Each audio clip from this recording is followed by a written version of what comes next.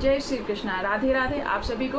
आज मैं आपको जानकारी देने वाली हूँ भादो मास की सबसे विशेष पर्व त्यौहार यानी कृष्ण जन्माष्टमी की। जैसे कि भगवान का जन्म उत्सव कब मनाना है, किस दिन हमको व्रत करना है और कैसे मनाएं जन्मोत्सव और कैसे पूजन करें, ये सारी जानकारी आपको देने वाले हूँ। और नंद बाबा के घर में जब श्री कृष्ण का जन्म हुआ तो उनके घर में जैसे नंद के आनंद भय आनंद ही आनंद छा गया था। बस आप विधि विधान से भगवान को श्रद्धा भाव से पूजन करेंगे तो आपके घर में ही सदा सुख समृद्धि के साथ से आनंद ही आनंद आपके चारों घर आपके पूरे घर में फैल जाएगा। तो ज़रूर आप भी, जैसे कि हम हर दिन लड्डू गोपाल की पूजा सेवा करते हैं, लेकिन ये एक दिन से ही करने से भगवान हमारे के घर में सदा के लिए विराजमान हो जाएंगे।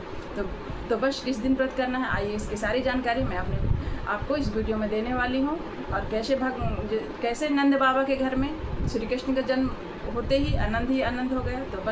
तो हमारी ये भादो महीने की ये जन्माष्टमी का देखिए, भगवान श्री कृष्ण का जन्म हुआ था भादो महीने की कृष्ण पक्ष की अष्टमी को अर्ध रात्रि, और उस दिन रोहिणी नक्षत्र में हर्षण योग था। तो देखिए इसीलिए सब भगवान हर्षण योग में ही भगवान का जन्म हुआ था, जिससे कि हमें हर्षो उल्लास से भरा हुआ उनका जीवन था।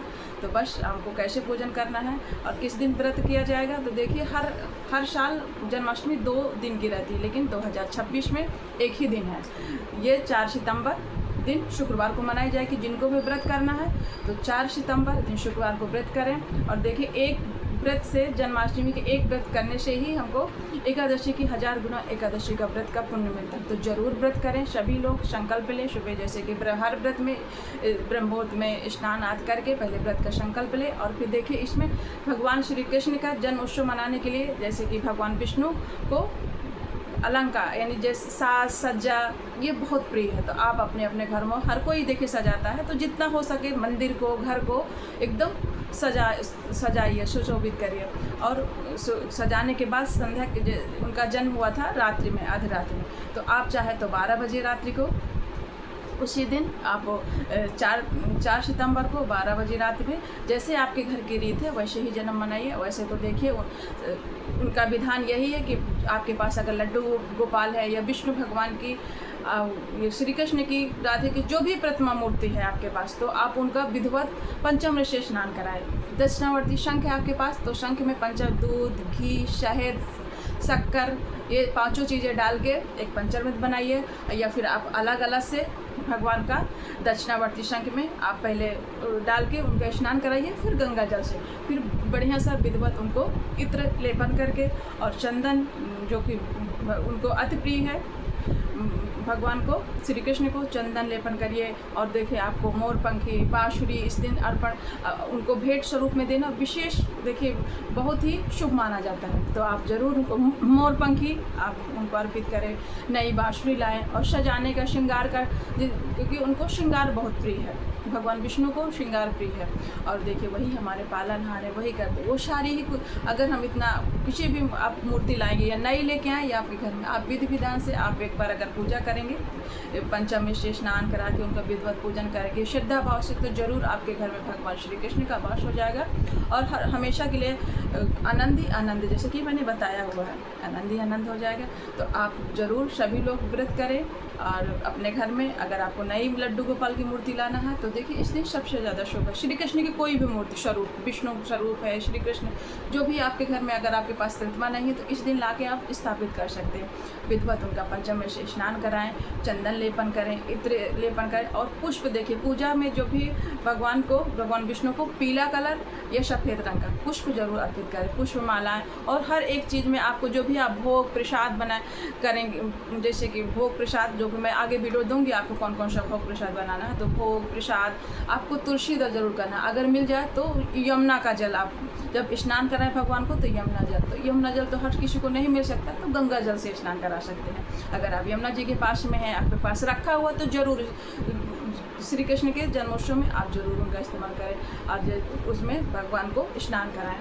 और जैसे कि आपके यहाँ खीरे के साथ भगवान श्री कृष्ण का, देखिए ज़्यादातर लोग खीरे के साथ में भगवान कृष्ण का जन्मोत्सव मनाते हैं। या फिर आप साधारण बीज से भी कर सकते हैं। हर तरह से अपनी अपनी देखिए देखिए कुल परंपरा के हिसाब से भी श्री कृष्ण का जन्मोत्सव मनाते हैं। कोई मंदिर में भी मनाई जाती है, तो मंदिर में रात्रि का 12 बजे तक आपको जागरण करना है। रात्रि के मध्य रात्रि के 12 बजे ही रोहिणी नक्षत्र में हर्षण योग में भगवान श्री कृष्ण का जन्म हुआ था, तो आप लोग भी मनाएं और व्रत करें। तो आपका व्रत जैसे श्रद्धा हो, फलाहार करके भी रह सकती हैं, निर्जला भी रह सकती हैं, जितनी आपकी शक्ति सामर्थ्य है देखिए।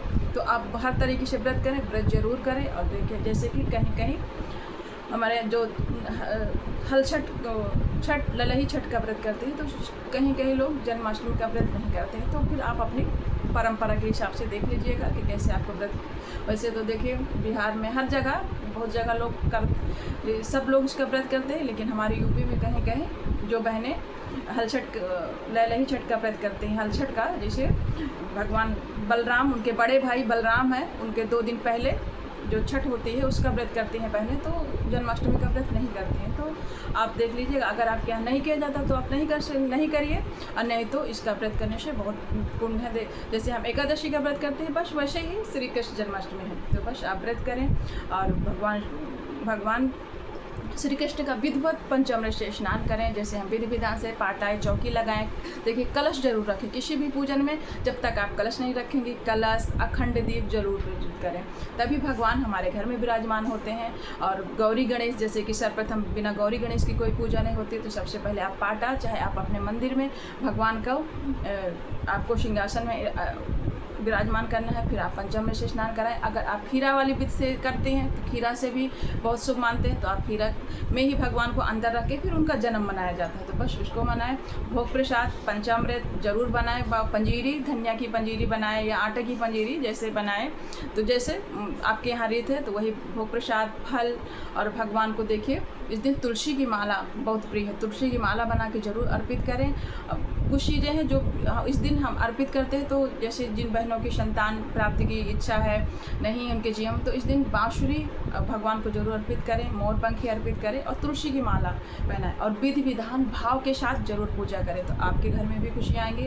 हर्ष, जैसे नंद के यहाँ जैसे नंद बाबा के यहाँ मनाया जाता है नंद उत्सव, जन्मोत्सव, तो भगवान श्री कृष्ण का मनाया गया था, तो आपके घर में जरूर आएगा।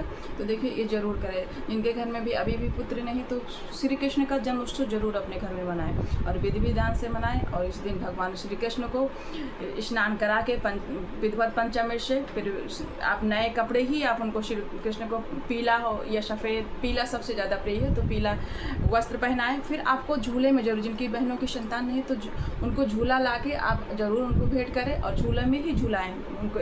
जन्मोत्सव के बाद झूला झुलाने के बाद उनको आपको एक बांसुरी और मोर पंखी, तुलसी की माला, ये चीज़ें जरूर अर्पित करें, तो आपके घर में भी सदा भगवान की, श्री कृष्ण की कृपा बनी रहेगी। जो कि वो तो वही एक हमारे नारायण भगवान, उनके नाम का जाप भी कर सकती हैं।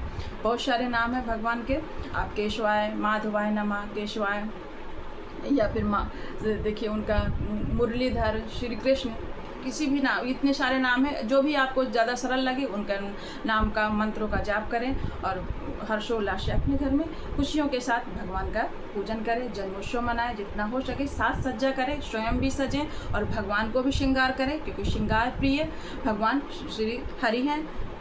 आपको मेरी जानकारी कैसी लगी कमेंट करें। अगर आपने अभी तक मेरा चैनल सब्सक्राइब नहीं किया तो ज़रूर करें और बेल आइकन को दबाएं, जिससे कि मेरी हर नोटिफिकेशन आप तक पहुंचेगी। और मेरे वीडियो को लाइक कमेंट करें। राधे राधे।